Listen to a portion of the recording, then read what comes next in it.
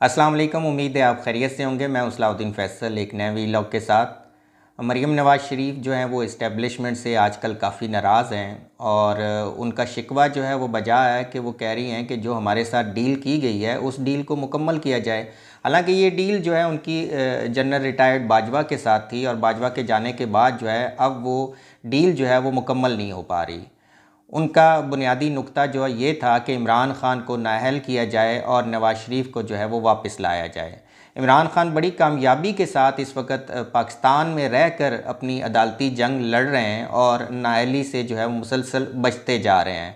मरीम नवाज़ शरीफ ने इस नाराज़गी के बाद जो है वो अपने पाकिस्तान मुस्लिम लीग नून के जो मरीम नवाज़ ग्रुप के सरकर्दा रहनुमा हैं, जिनमें मियाँ जावेद लतीफ़ हैं, अता तारड़ हैं, इसहाक डार हैं, उनसे प्रेस कॉन्फ्रेंसेस जो है वो करवाईं ताकि इस्टेब्लिशमेंट को ये पैगाम दिया जा सके।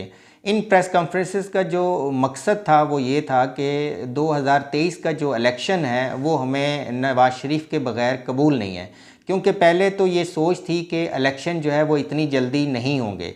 अब जबकि इलेक्शन कमीशन को पंजाब के इलेक्शन के लिए 10 अरब के जो फंड्स हैं वो दे दिए गए हैं, तो अब जून जो 14 मई करीब आ रही है तो हुकूमत के अलावा जो मरीम नवाज़ ग्रुप है उसकी परेशानी में इजाफ़ा हो रहा है।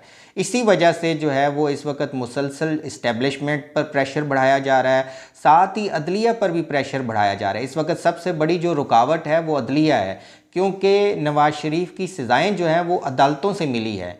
इस्टेब्लिशमेंट अगर कोई रिलीफ दे भी देती है तो जब तक अदलिया जो है नवाज़ शरीफ की सज़ाओं के हवाले से कोई फ़ैसला नहीं देगी तो वो नवाज़ शरीफ की नाअहली जो है वो ख़त्म नहीं होगी।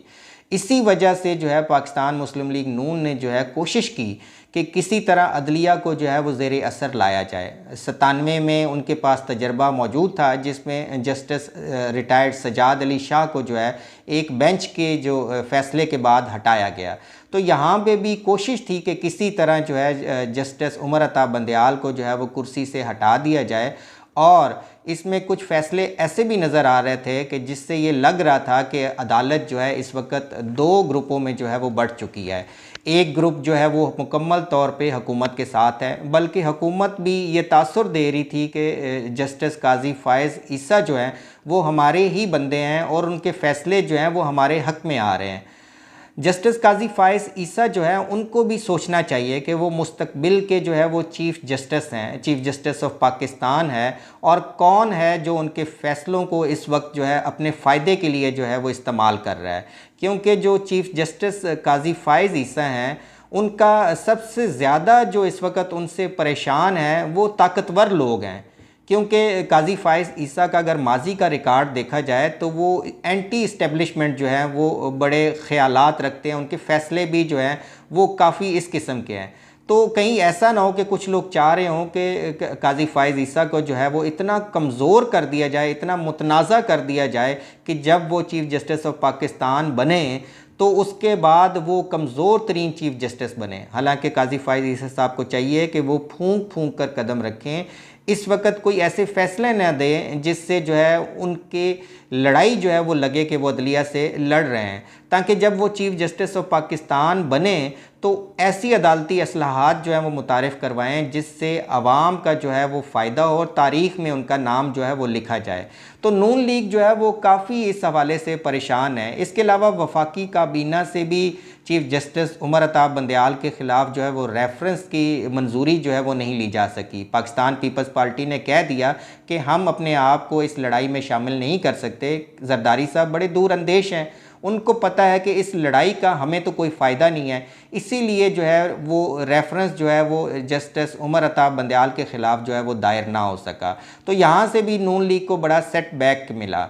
तो अब इस वक्त नून लीग जो है वो इस दौराए पे पहुंच चुकी है कि उसको पता नहीं चल रहा कि क्या किया जाए, क्योंकि जो ताकतवर लोग हैं उन्होंने कहा कि अदलिया से लड़ाई जो है वो आपने मोल ली है।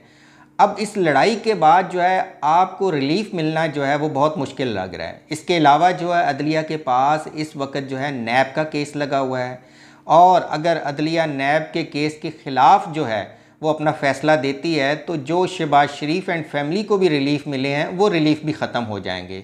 इसके साथ जो है वो 10 अप्रैल को जस्टिस काजी फ़ाइज़ ईसा के ख़िलाफ़ जो है जो हुकूमती रेफरेंस है उसके अगेंस्ट जो है वो रिव्यू जो है उसकी पिटीशन जो है वो लगा दी गई है। तो अब 10 तारीख का दिन जो है वो बड़ा अहम है। इस दिन पता चलेगा कि पाकिस्तान की सियासत जो है वो मज़ीद क्या रुख इख्तियार करती है। इसके बरक्स जो है इमरान खान इस वक्त अपनी तमाम तवज्जो जो है वो पंजाब के इलेक्शन पर मरकूज़ किए हुए हैं।